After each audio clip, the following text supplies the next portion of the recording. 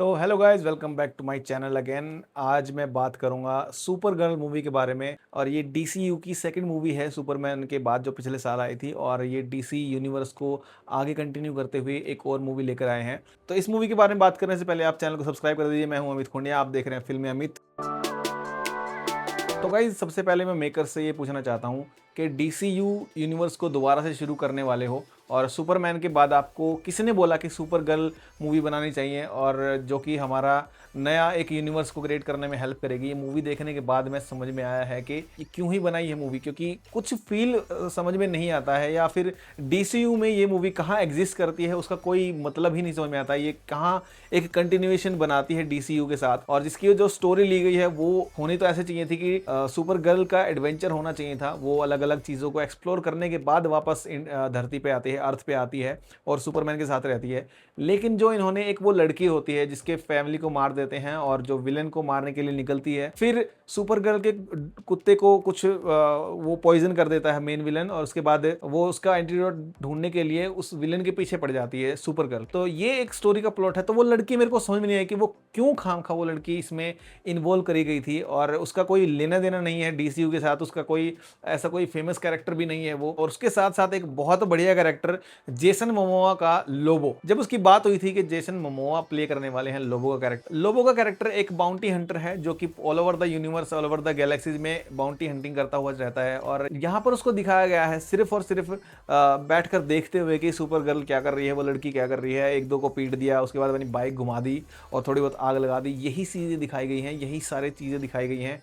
और उसको दारू पीते हुए दिखा दिया। कुछ ऐसा एड ऑन नहीं था कि एक वो बाउंटी हंटर है, वो किसी की बाउंटी लेने आया हुआ है, किसी को पकड़ने आया हुआ है, या सुपर गर्ल के साथ मिलकर कुछ अचीव करता है, कुछ फाइट करता है, कुछ एडवेंचर में उसका साथ देता है। वो सिर्फ और सिर्फ ऐसे साइड में खड़ा हुआ, ऐसे देख देख भी लेता मूवी में क्या चल रहा है। तो वो, उसका कोई मतलब नहीं था।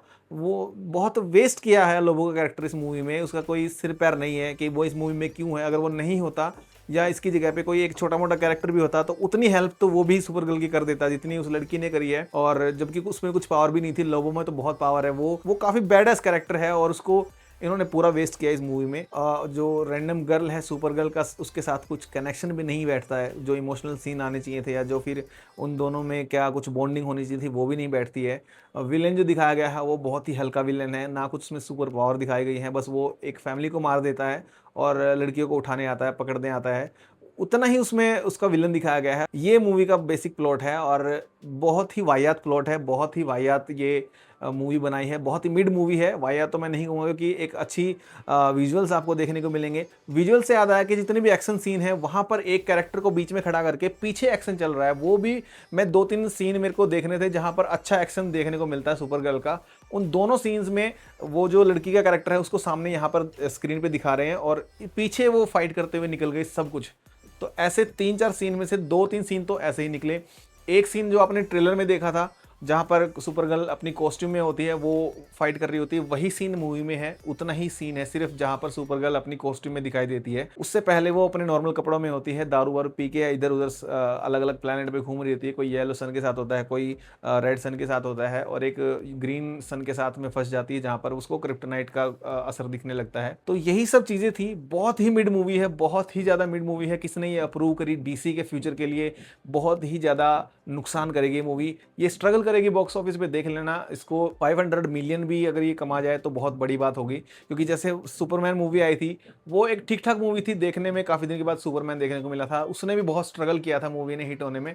तो ये भी करेगी डेफिनेटली। सबसे बड़ा इन्होंने जो अपॉर्चुनिटी मिस करी है, जो नेक्स्ट ईयर सुपरमैन 2 आने वाली है, मैन ऑफ टुमारो, उसको थोड़ा सा बूस्ट करने के लिए यहाँ पर एक बहुत अच्छा पोस्ट क्रेडिट सीन या मिड क्रेडिट सीन दे सकते थे। इन्होंने कोई मिड क्रेडिट सीन, कोई पोस्ट क्रेडिट सीन नहीं दिया है। और कुछ दिन पहले मैं इनका वो प्रमोशनल इवेंट देख रहा था, वहाँ पर इंस्टाग्राम पे इन्होंने डाल रखे थे नो स्पॉयलर्स। अरे स्पॉयलर्स तो इसमें कुछ है ही नहीं, इसमें तो बेसिक स्टोरी है। कुछ ऐसा नहीं है जो तुमने ट्रेलर में दिखाया हो। सुपरमैन का एक जो सीन आता है वो पूरा आपने यूट्यूब पे रिलीज़ कर दिया है। लोबो का कैरेक्टर आपने वैसे दिखा दिया है, विलन भी दिखा रखा है। उसके अलावा कुछ मूवी में है ही नहीं स्पॉइल करने के लिए।